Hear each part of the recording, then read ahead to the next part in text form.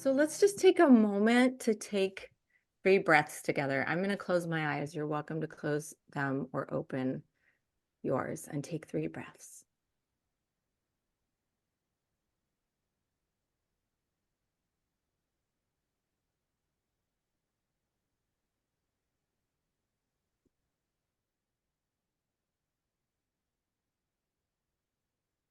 Okay. So again, thank you for being here. People are still coming in, so I will say thank you several times. Thank you so much for coming today. As you know, I am a student of mindfulness meditation. I'm a student in Jack Kornfield and Tara Brach's mindfulness meditation teacher certification program. And I'm about a year in, and we've learned so much, and it's helped me to deepen my practice so much, which I'm incredibly grateful for. If you haven't heard those names, Tara Brach and Jack Kornfield, I highly recommend that you check them out. They have beautiful meditations on YouTube and on all the meditation apps, and they've helped me so much in my life to develop my practice and just become a more calm, centered person. And what we're going to do today is talk a little bit about mindfulness, a little bit about meditation, and then we'll practice a mindfulness meditation. And there will be some opportunity after that for questions and answers. And I'm happy to share anything I possibly can that you would like to know. This is the first of 4 classes. It's a 4-class series, and I was about to say I'm required to do this for my certification. I'm honored to do this. I get to do this, and I am excited to do this for my certification. And so I need a certain amount of people to attend the 4 classes, but I do want to say that if you can only attend this one, I'm so happy to have you here. And if you can attend one more, that's totally fine. If some of you can attend all 4, that would be wonderful. The 4 weeks will be, each course will be different. Each course meeting will be different. So today we'll be doing an introduction to breath and body mindful meditation. In the coming weeks, we'll be doing different meditations and talking about different topics. So we'll be talking about mindfulness of feelings, mindfulness of thoughts, doing a little loving kindness. Some of my favorite, they allowed us to pick and choose some of our favorite practices. So each week will be very different. Bring friends, please. If anyone in your life might want to come for one of the upcoming weeks, they are more than welcome. I would love to see them. So that's a little preview of what will be happening over the 4 weeks. I do want to say a couple things before I dive into the subjects. One, this is secular. So all people of all faiths and no faith are absolutely welcome and embraced. And this, I believe, these practices are compatible with any belief system that you might have.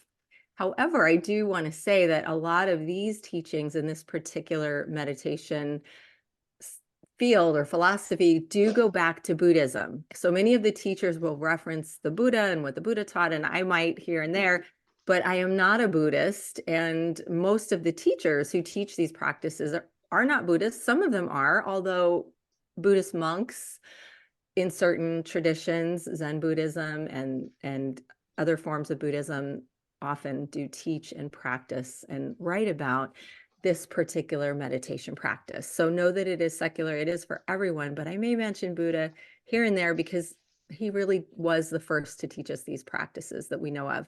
I also want to say that our training is trauma informed. We're very steeped in understanding that aspect of this work and of this teaching, so that if anything at any point, any instruction I give or suggestion I give is uncomfortable for you or brings up feelings that you don't want to feel right now or don't want to manage, you don't have to do it. In fact, I encourage you not to do it. You can turn your camera off at any time.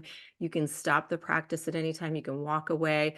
There are grounding practices. You can go outside. You can touch your heart to calm down, to do some deep breathing, whatever you might need to do to bring yourself back to feeling comfortable with being here with us. And if you need to leave, that's absolutely fine. Of course, that's always an option as well. Sometimes going deep inside ourselves, and especially if it's a first time meditating, can be uncomfortable. It can create some discomfort. And I'm very aware of that and sensitive to that. And so nobody here, please, should feel obligated to do anything that doesn't feel safe or comfortable. So I have a question for you. I'm going to move into talking just briefly about what mindfulness is. And I bet anybody who signed up for this course probably has a good definition of it in mind and has maybe even studied it to some extent. So I'd love everyone to write in the chat in as short a little sentence as you can. What does mindfulness mean to you? How would you define it?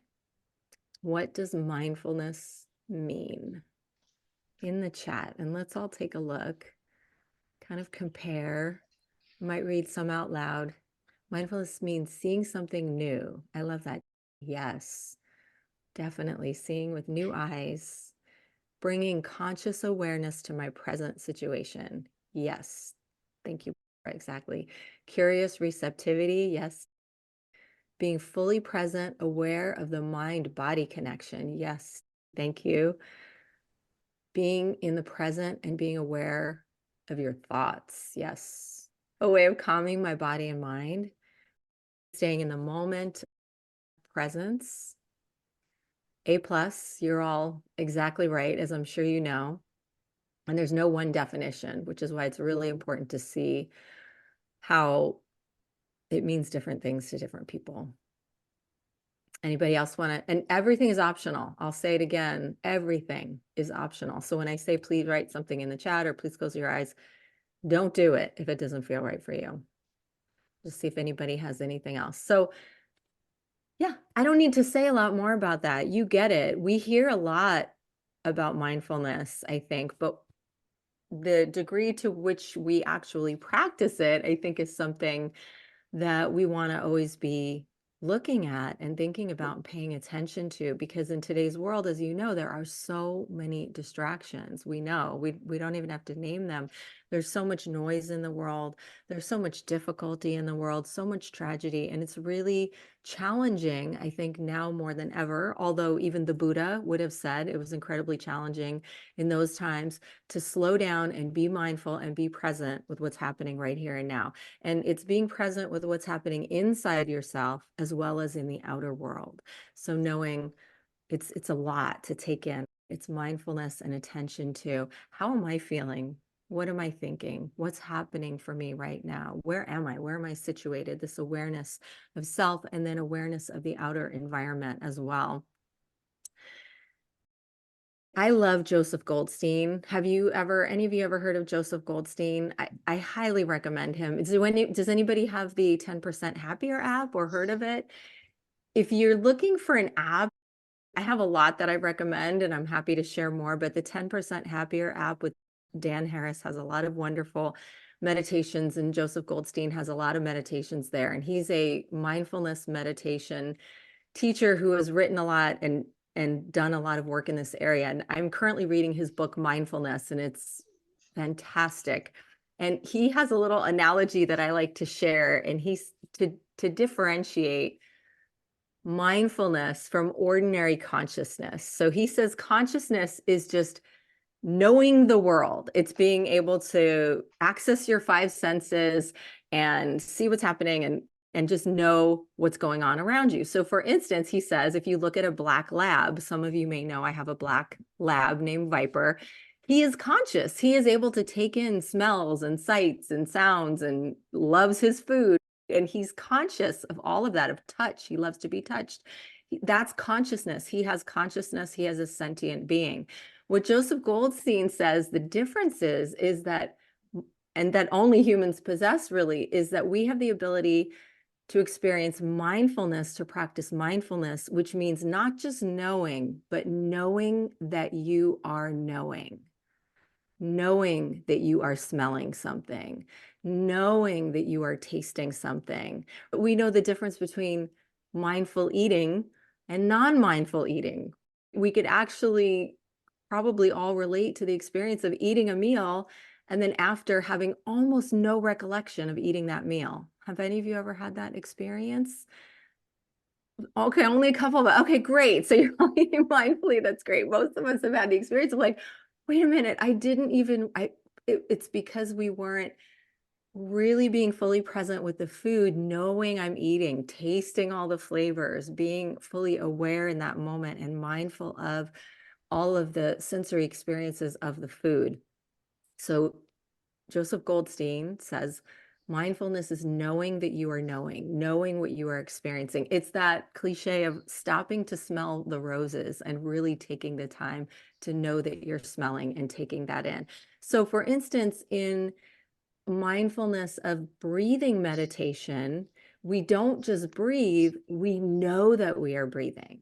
We are actually bringing the attention to the breath. Do you know that you have about 20,000 breaths in a 24-hour period? 20,000 every 24-hour period. How many of them do you think that you bring your awareness and attention to? Probably, maybe none, maybe just a few. So mindfulness is actually bringing the attention to that. Now, the next question is, what is the benefit? Why would we want to do this? Why would I want to take all this time to stop and notice that I'm breathing, to notice the food I'm eating, to be knowing that I'm knowing and paying a deeper level of attention? Well, I'm sure you've heard the benefits are countless, and there are so many around feeling calmer, feeling more centered, feeling more grounded. It can help with pain tolerance and pain management. It helps with anxiety, depression. People who practice mindfulness regularly are found to have more compassion, more empathy, and they enjoy their lives more. Because think about when you're mindfully cherishing, like I just got to be with all these family members, and I was really trying to practice mindfulness of cherishing that time together, knowing that it would come to an end and I might not see them again for possibly years, and just being really mindful. So it makes sense that if we're practicing this mindfulness as often as we can, that we're actually going to enjoy our lives more and feel more connected, more peace, more love for the people in our lives if we're paying attention, being in gratitude. Buddha said, again, I'll say again, because I know some people joined after, that I'm not a Buddhist, but a lot of this teaching does originate from the Buddha's ideas and what he taught. And Buddha said that mindfulness is the direct way to overcome all suffering, that being present in the moment, aware of what is and what's happening, is going to be the way to relieve suffering. That's just something to consider. Now let's talk about meditation briefly. So if anybody's just joining, we're just taking a few minutes to briefly talk about what mindfulness and meditation are, and then we'll be moving into the guided meditation. There are so many different kinds of meditation. So we're practicing something called mindfulness meditation, which is a very specific type of meditation. But I actually am a fan of many, many different meditation practices, and I've been meditating for over 20 years. I did the Silva method. I've done all different kinds of meditation practices. So mindfulness meditation is one particular practice, but I'm curious to know from some of you, what other meditation practices do you know of, or have you practiced, or have you just heard of? Can I have a few people just type something into the chat and let us know what other kinds of meditation practices are out there? There are so many, way more than I know of. I'm going to look in the chat. Thich Nhat Hanh, yes, I love Thich Nhat Hanh too, and he is definitely one of the most prolific writers about mindfulness meditation and mindfulness practice. Vedic, mantra, yoga nidra. I love yoga nidra, and body scans. Yes, body scans are definitely part of mindfulness meditation, active meditation. Yes, walking meditation. So another thing I'd recommend if you love this stuff is silent meditation retreats. So I do 5-6 day silent meditation retreats where you meditate the whole time. There's no talking. And part of it is walking meditation. So it's movement meditation. It's active. Yes, John Kabat-Zinn, mindfulness meditation. He's one of the leaders in this. Kundalini meditation, which I love as well. Eating meditation. Yes. So mindful eating. Actually, this is just like walking meditation. You can be doing something and meditating. So you came up with most of the ones I had on my list: devotional practice, TM, shamanic meditation, Buddhist meditation, Kabbalistic meditation, Christian mystical. So there are many religions, especially the mystical branches of those, have meditation practices, Baha'i, Sufi. And I'm just going to read the definition of what meditation is that I captured from Jack Kornfield, and he is one of the teachers of the program I'm in. And he's been meditating for decades and decades and studied with many of the great teachers in India. And he said it's the training or directing or focus of attention in a deliberate way. It's the human capacity to open to perspectives larger than the ordinary consciousness or the small, separate sense of self. I think that's pretty powerful. And what are the benefits of meditation? This is the last thing I'll share before we start gently moving into the meditation itself. They are numerous. It helps people. I mentioned some of this before when I talked about the benefits of just practicing mindfulness, which is just awareness of what we're doing and how we are feeling in the moment. But now mindfulness meditation, we're putting those two things together, helps us feel calmer, more peaceful, less distracted. It improves concentration. It absolutely can help us reduce stress, anxiety, pain. It can help us manage change and loss. It has been shown to reduce blood pressure, improve sleep. It boosts cognitive skills. It enhances self-awareness. It lengthens attention spans. It generates greater kindness and compassion. It can help with addiction, managing pain. And one thing I love about it is it's free. You can certainly pay for a meditation app or a meditation teacher, but when you learn mindfulness meditation techniques, you can do them for free yourself anytime.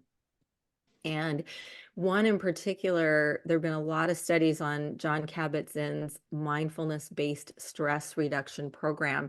And it was found that in just 8 weeks of his program, it was found that it increased the cortical thickness in the hippocampus, which governs learning and memory, and in certain areas of the brain that play roles in emotional regulation and self-referential processing. And one of the most interesting studies in the last few years was done at Yale University. It found that mindfulness meditation decreased activity in the default mode network, which is the part of the brain responsible for mind wandering. So how many of you have heard of the term monkey mind? Probably some of you have heard of the term monkey mind. I think we've all experienced it. It's just our mind going off in all different directions and having a hard time getting it focused. So mindfulness meditation is absolutely shown to reduce that and help us focus and help us feel calmer. And the studies on pain reduction are pretty impressive to me as well. One study showed that mindfulness meditation in clinical trials reduced chronic pain by 57%, and that experienced regular long-time meditators' pain was reduced by over 90% in clinical trial studies. So it's pretty powerful stuff. Now, moving into mindfulness of the breath, our meditation will be a very simple mindfulness of breath meditation because it's our first meeting. As I mentioned earlier, in the remaining sessions, we'll look at emotions, which can be a little bit more intense, but we'll keep it gentle as well, and looking at thoughts and managing the mind, and also practicing loving kindness for others and compassion, some really beautiful practices. But today we'll be practicing mindfulness of the breath. And I want to just lead into this with a quote again by Joseph Goldstein, who talks about the Buddha's original teachings on mindfulness of breath. This is where it all comes from. The Buddha was the one who said, breathe in and know that you are breathing in, breathe out and know that you are breathing out. This is what Joseph Goldstein says about the Buddha's instructions on mindfulness of breathing meditation. He says, with the series of progressive instructions on mindfulness of breathing, the Buddha is pointing to an invaluable and often overlooked treasure in our lives, namely our own breath, to notice how often in our lives we simply ignore the breath, or in meditation, we may be bored by it. Each breath is actually sustaining our lives. This is not a poetic or metaphysical description. It's actually what's happening as we begin to systematically pay attention to this moment to moment, life-giving process. We settle into ever deeper understanding of ourselves. So because the breath is always there, there will never be a time that you're not breathing and also living here on earth, this loyal, wonderful friend to come back to and bring us back to the present moment. You can always choose to come back to your breath. It will be there for you, and focus on it. As I said earlier, 20,000 breaths in every 24-hour period. It's mind training for focus, for being in the present moment when we're going off to what's happening later and what happened earlier, coming back to now. And it's an anchor. We call it an anchor.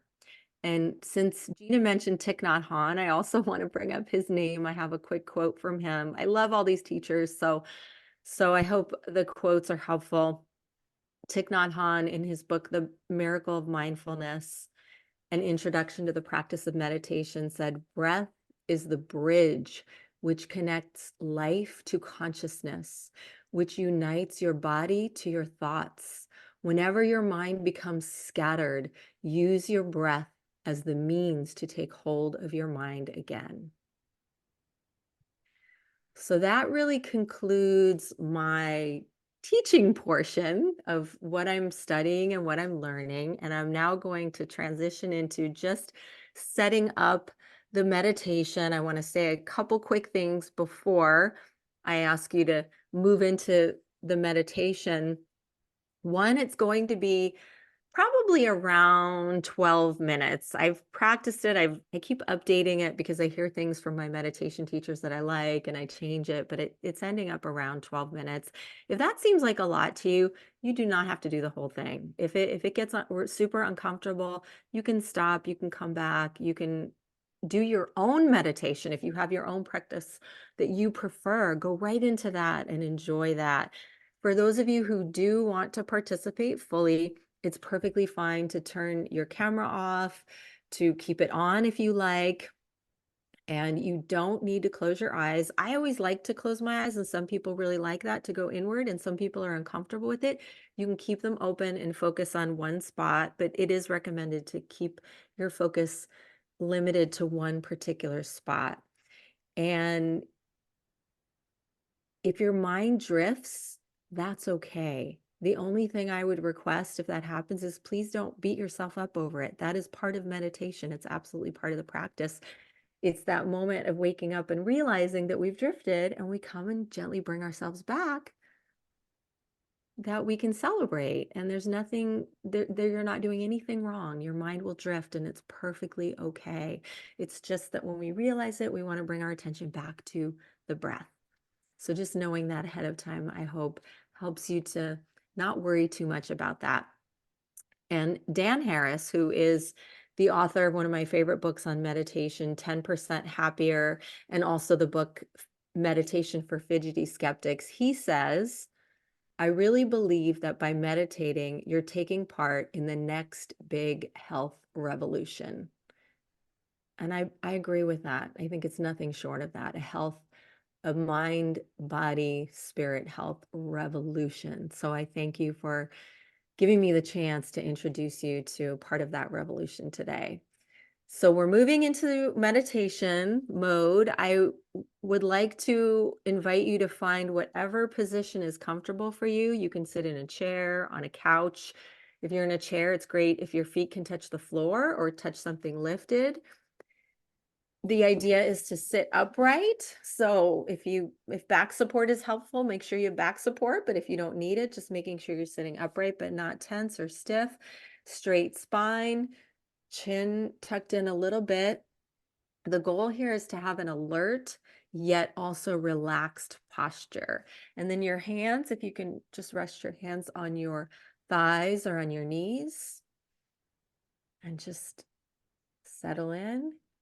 And now is the time where you can choose if you would like to close your eyes, you can, or you can find a spot to focus on, and we'll begin.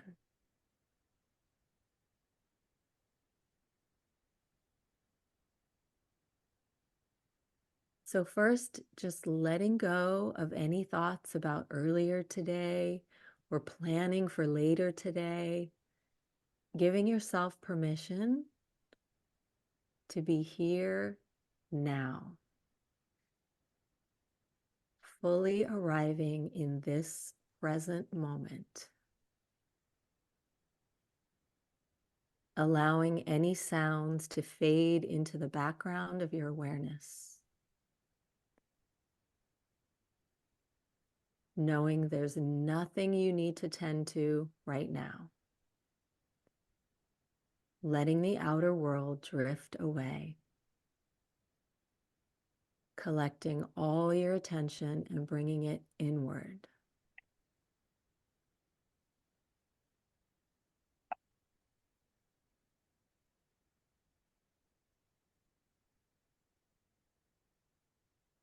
Briefly checking in with the touch points of the body, sensing your seat, making contact with the chair or the cushion or the floor.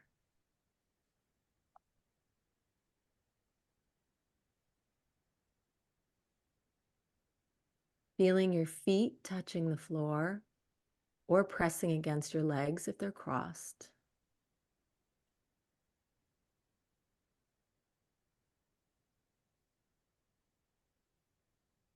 Now let's briefly scan the body from head to toe, releasing any tension or tightness that you become aware of. Starting at the top of the head, relaxing, seeing if you feel a little bit of tingling there, moving down the back of the neck, loosening the muscles in the neck, relaxing, lowering your shoulders, checking in with your lower back, loosening, softening any tension or tightness. Your hips, checking in with your hips and your thighs, lower legs, and back to the feet.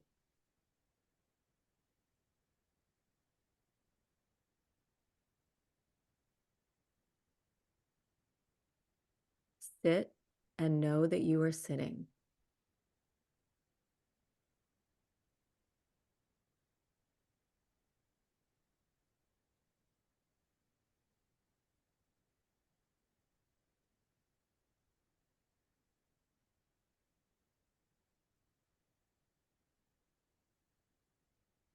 At any point, if you become aware that the mind has wandered off into thought, it's okay. That is part of the meditation. Gently allow the thoughts to float away and draw your attention back to being in your body.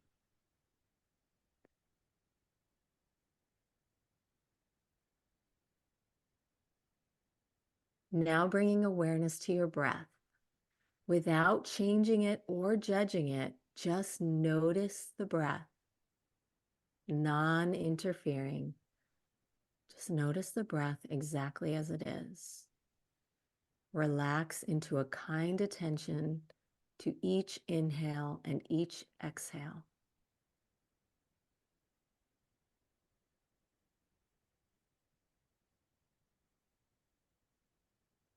Feel the body breathing. Breathe and know that you are breathing.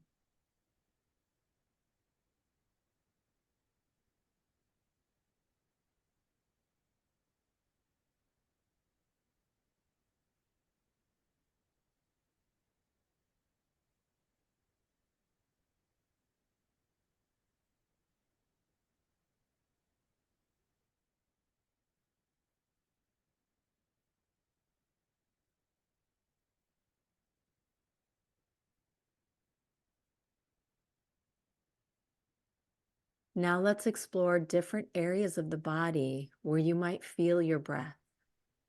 Starting with the nose, notice the breath at your nose. Can you feel cool air coming in through your nostrils when you inhale? Can you feel warm air exiting your nostrils?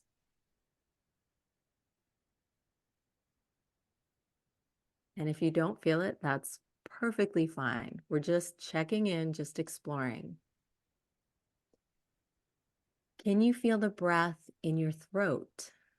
If so, what does it feel like there? Is it a tingling, a tickling? Feel the breath moving into and out of your throat.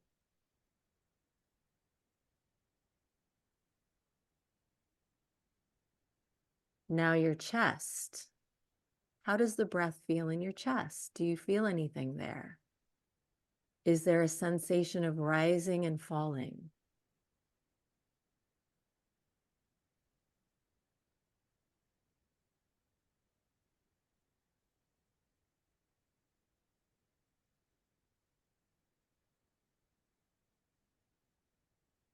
Now moving down a little bit to the belly. Do you feel the breath in the belly? Do you possibly feel the belly inflating with the in-breath and deflating with the out-breath? Maybe a little bit like a balloon. And if you like, you can feel the breath by using your hand, by placing your hand either on the belly or on the chest, or one hand on each if you like. And then you might feel the chest rising and falling, and or the belly in and out. Just notice the breath.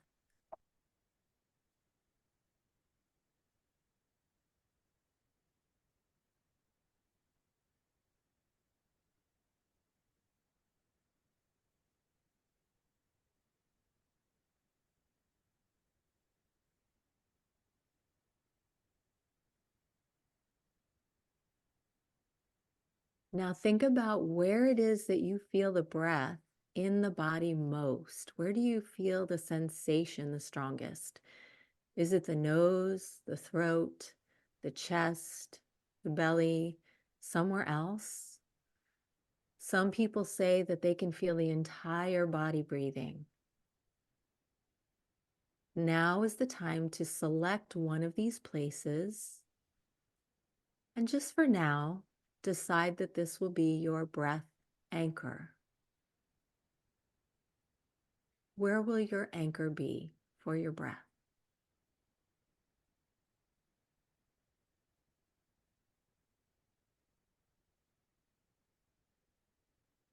Taking several breaths with your full attention, all your awareness collected and directed toward that anchor, and noticing the breath there.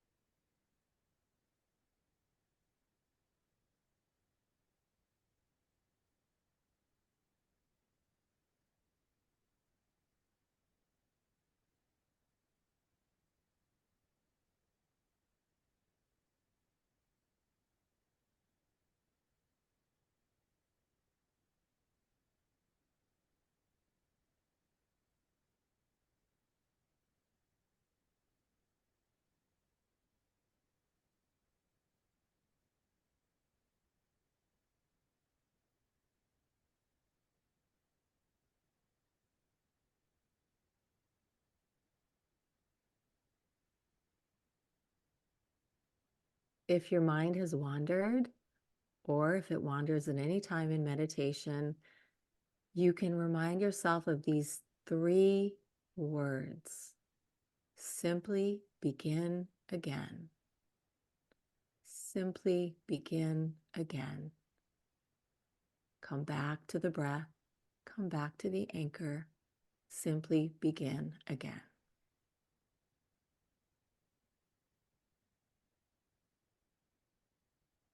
The body and the breath are always here for you to come back to mindfully and bring your attention to.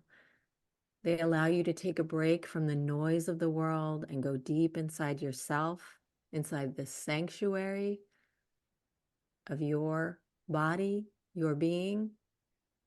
The breath is always happening. It is always here and now, and it's always an opportunity to come back to the present moment, that loyal friend.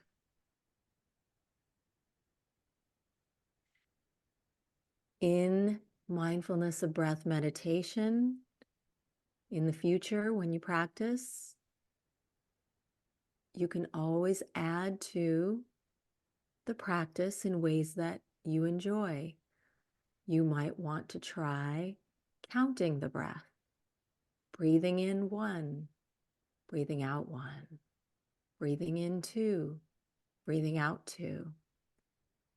Some people find that this helps to keep the attention on the breath. You can also add feelings you'd like to invite as you breathe mindfully. Breathing in calm, breathing out stress, or breathing in peace, breathing out love.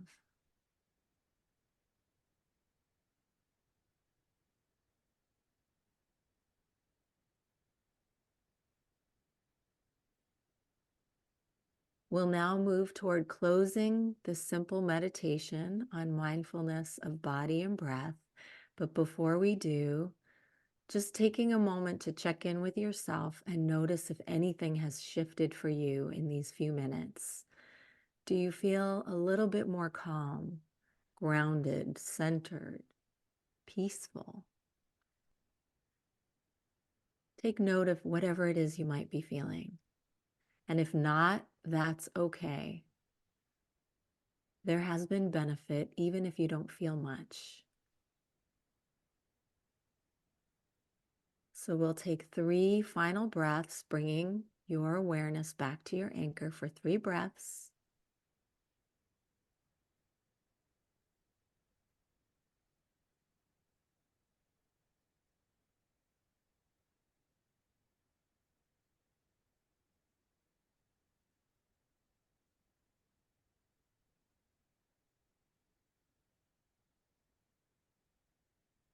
And very slowly, there is no rush here.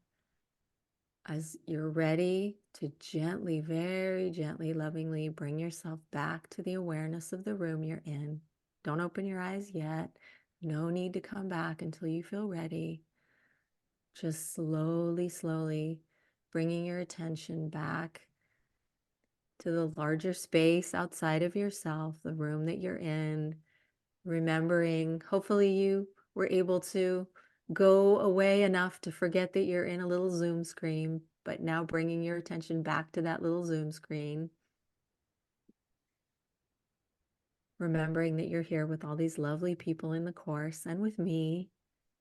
And when you're ready, opening your eyes and coming back.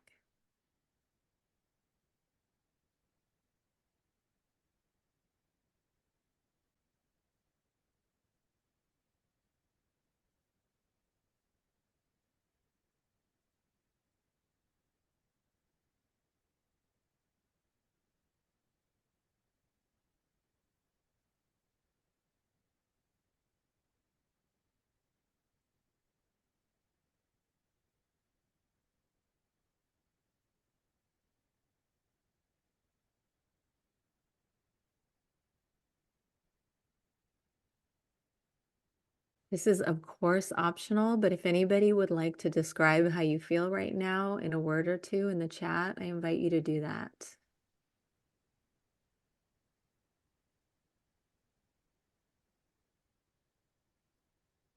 Mhm. Oh, I'm so glad. Calm, peaceful, centered, grounded, anchored, centered, stressless.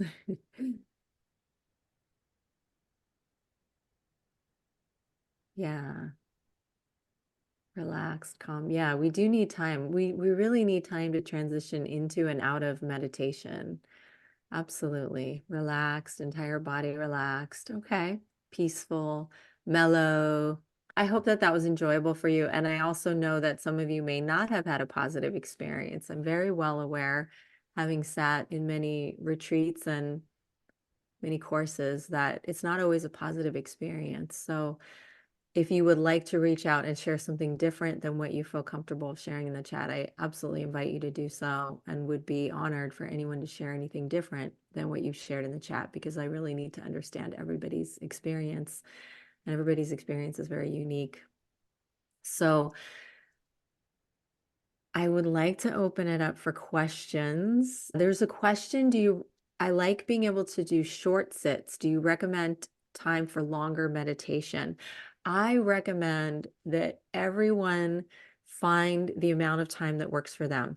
So I know that for me, I've been meditating over 20 years, different forms of meditation. So my sits are longer, and I do different types of sits depending on what I feel I need.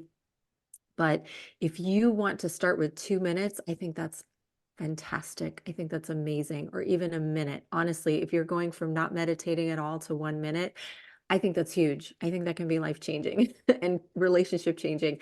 So I say whatever you feel works for you. And yes, if you can build up and add a little bit of time over time. So my daily morning meditation now is usually about 45 minutes, but I've definitely worked up to that. And there was a time when it was really painful and difficult for me to even do 5, to be able to quiet. And also, it was just until about 3 years ago that I started being able to do silent sitting, and I do silent sitting now.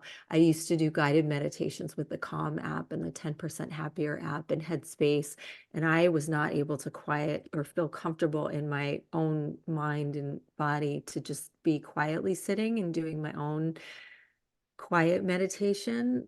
So whatever works for you. I love that question because I really think it's very individual. This is someone saying, I think talking about life being very hectic and a lot going on, body reacting while trying to meditate. I totally get it. And so many teachers will say, try to bring in whatever's happening. If there's outside noise, sometimes you can hear traffic and noise, or there's a phone beeping, whatever you can do.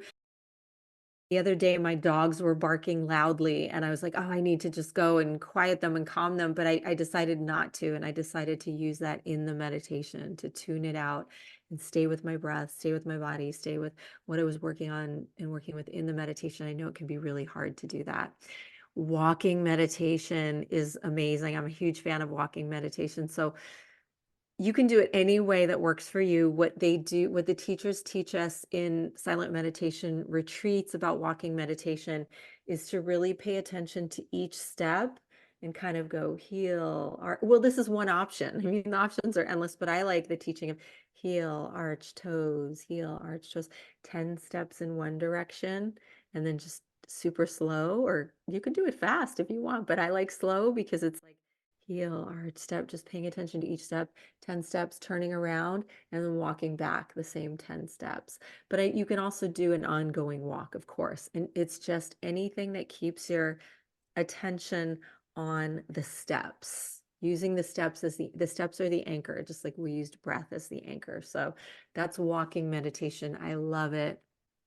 And couple messages about not being able to be here next week. No problem. Come back if you can, any of the remaining 3 weeks. If you can't, I totally understand. Is it important to cross your legs or have your feet on the floor? Okay to sit up in bed. So sitting on a chair with feet on the floor is recommended. Sitting cross-legged on the floor is recommended. You can meditate any way that works for you. There are recommended ways that are, I believe, about how to find that relaxed yet alert state of attention. You find what works for you. I like sitting in a chair or sitting cross-legged on the floor. I need back support, so it depends on if you need something to be pressing your back against. It's really whatever works for you. I I can't meditate laying down for very long because I will fall asleep. Or I will have a hard time staying in that alert and relaxed state, but some people can do it. So it's really whatever works for you. So these are great questions. Since you brought it up around like getting sleepy, that's something that I definitely feel often. I can, especially when I close my eyes, it's like my system is like, oh, it's sleep time. Let's go. Yes. Let's go to bed. So that is something that I always work with, and I'm curious if you have any tips or any ways that you work with getting sleepy. That happened to me a lot and happens to me a lot on silent retreat, and I'll shift position. If you can stand, if you can change position. So sometimes if I'm in a certain position, if I'm cross-legged on the floor, or if I have my back, I'll move the support away from my back so that I have to kind of wake up to support myself, or to stand, or to move into walking meditation for a little bit and then come back to sitting meditation. One thing I love about our practice and our teachers is that they do recommend that you try to stay with what it is. That is the work. That is the practice. Oh, I'm hearing all these noises. Oh, I remember this email I need to answer. Try to stay and know that it will be okay. Everything will be okay. And sleepiness, I think it's the same thing. If we can try to stay, even if we're feeling sleepy, I have had that moment where so sleepy. I'm on the verge of falling asleep, but I still keep trying to stay and focus on the breath and find anchors in the body. And the sleepiness passes. And then I find myself alert again. So I think we have to find that fine line where we don't want to be drifting off or be the person snoring in the meditation hall either. No, no, I'm at that line. I'm at the line. We want to try not to cross that line, but also push right up to that line, because that's the mental focus. That's the training that we learned, that we're trying to build, that we learned from the Buddha. And that's where we get all the benefit, but we have to care for ourselves as well. So I'm not a huge fan of those meditation philosophies and practices where you sit for 8 hours straight.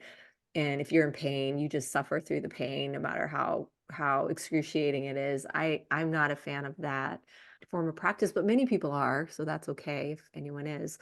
So that's, I think, the trick is staying as long as you can, and then taking care of yourself in whatever way you need to. If you're at that line where you just can't stay awake, or you just can't bear the pain, or the emotional stuff that's coming up is too much and you need to move out of it and distract with something else. We always have to take care of ourselves.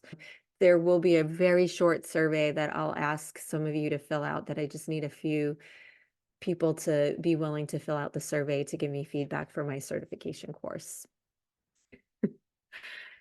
Thank you so much for being here.